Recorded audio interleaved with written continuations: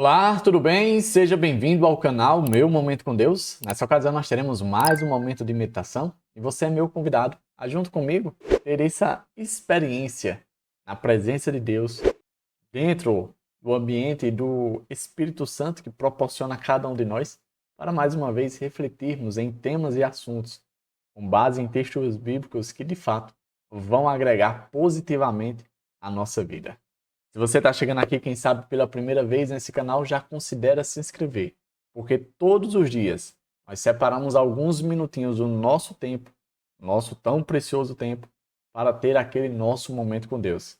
Que, diga de passagem, é algo extremamente necessário para a nossa vida. Tá certo? Então, já que você já se inscreveu, porque você se preocupa em desenvolver um relacionamento estável e contínuo com Deus Todo-Poderoso, mas agora vamos para a outra parte que também é muito importante, que é a nossa oração. A oração preparatória para depois sermos impressionados pelo tema e pela palavra de Deus. Vamos orar então? Senhor Deus, estás nos céus, muito obrigado, Pai, por mais uma oportunidade de poder meditar na Tua palavra. E nessa ocasião, mais uma vez, assim como o Senhor tem feito todos os dias, o Teu Espírito Santo possa impressionar o nosso coração.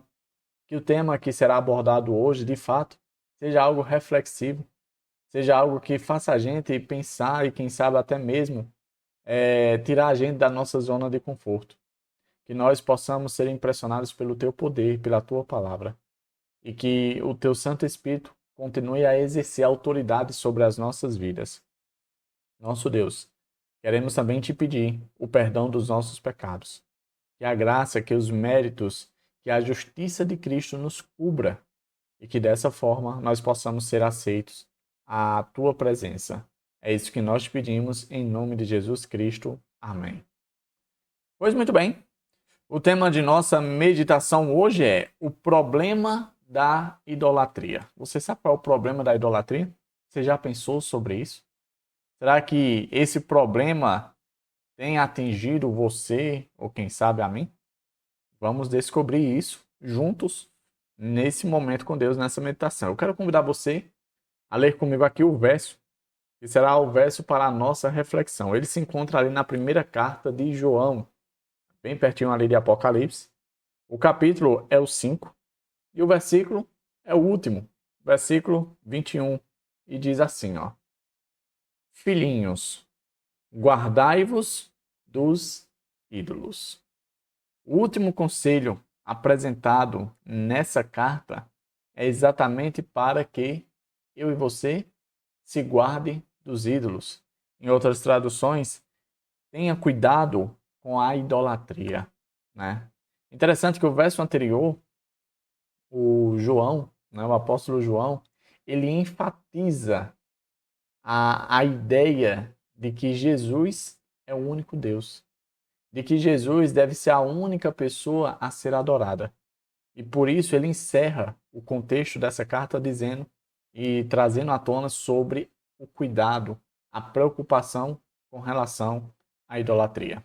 Então, com base nesse verso, vamos meditar um pouquinho sobre o problema da idolatria.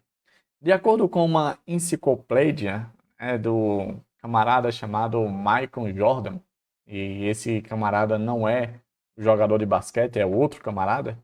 De acordo com a enciclopédia dele, existem ao redor do mundo, foram catalogados mais de 2.500 deuses e deusas.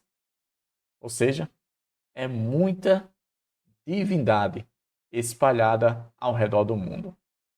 Interessante que, dentre essa lista, existem ali alguns deuses que são bem sofisticados e outros que beira o ridículo. Por exemplo, havia um deus ali, dentro da cultura babilônica dos caldeus, um deus chamado Saluk. Não, Sulak. Né? Sulak. Davi, como era esse deus? O que era que ele fazia? Para você ter uma ideia.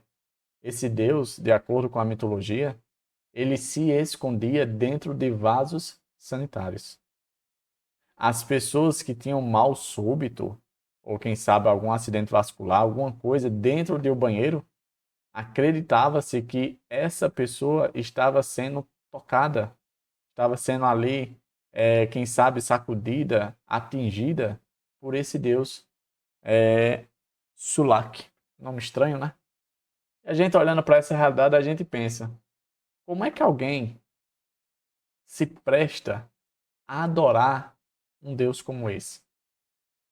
Quando a gente medita nos contextos bíblicos e vê ali algo bastante recorrente, que era a situação da idolatria dentro do povo de Deus com relação aos judeus, a gente se pergunta como é que os judeus, com tanta facilidade, com tanta inclinação, se prestava a adorar deuses, como por exemplo, esse que foi mencionado, o Sulak. E a gente, quando reflete sobre a resposta a essa pergunta, a gente tem que trazer à tona uma realidade que muitas vezes a gente ignora. Às vezes a gente pensa, não, mas eu não adoro, eu não presto culto a ídolos, eu não cometo o pecado da idolatria, sabe? Com o passar do tempo, os ídolos foram evoluindo. E embora hoje não se tenha um nome de Sulak, ele pode ter outro nome, um nome mais moderno. Davi, o que define idolatria? Tudo aquilo que ocupa o lugar do verdadeiro Deus. Se eu e você estamos colocando algo na frente de Deus, no lugar de Deus, do verdadeiro Deus, eu e você estamos cometendo idolatria. Certa vez, um camarada ateu, descrente, chamado David Hume, ele deu a seguinte conclusão. Ele disse, olha, eu preferiria a idolatria. Eu preferiria os deuses cananeus. Pelo menos, essa maneira politeísta de cultuar, de adorar vários deuses, é algo, podemos dizer assim, mais justo, mais politicamente correto, mais representativo, né? Do que ser monoteísta, adorar somente um Deus.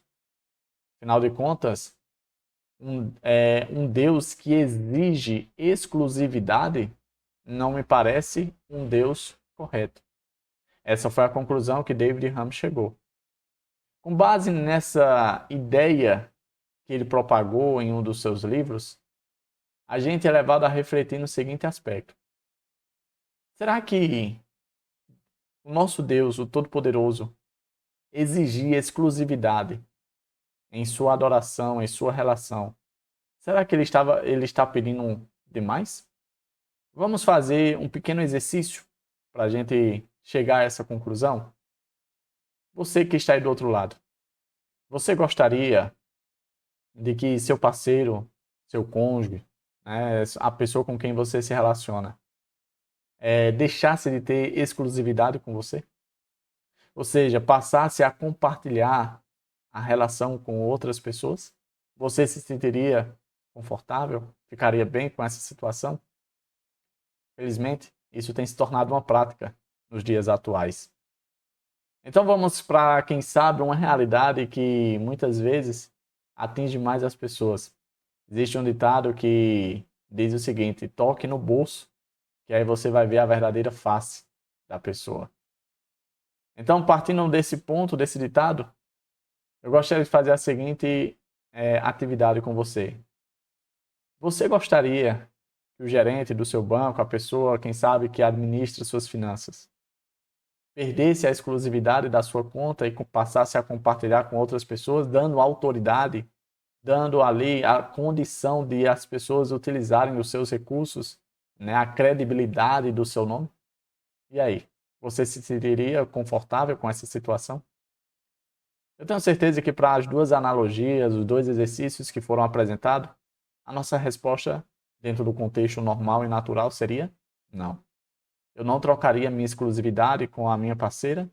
Eu não trocaria a exclusividade da minha conta bancária com outras pessoas, dando acesso a elas. Não, eu não faria nada disso. Então, por que com muita facilidade a gente tende a concordar com ideias parecidas como essa de David Hume? De que exclusividade é coisa de fanático, é coisa errada, é coisa mal vista, é coisa fora do politicamente correto. Nós vivemos em tempos não tão diferentes do tempo dos antigos judeus, do povo de Deus.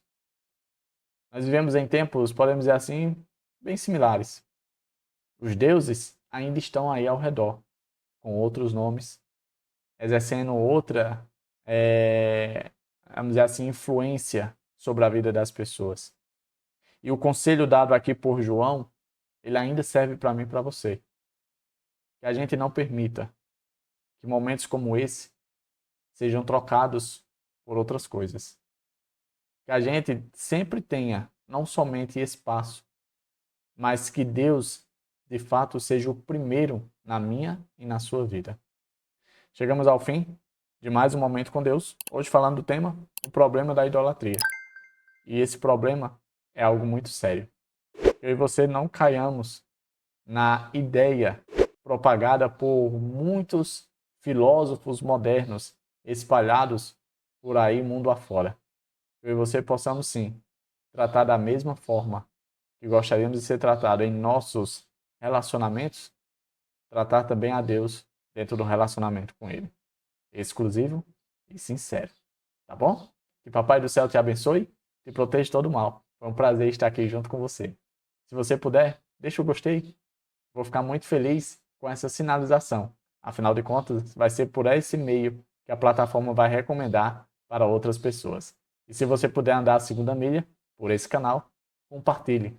Compartilhe o meu momento com Deus para com outras pessoas. E assim eu e você iremos propagar as boas novas do Evangelho juntos. Tá bom? Até a próxima e tchau, tchau.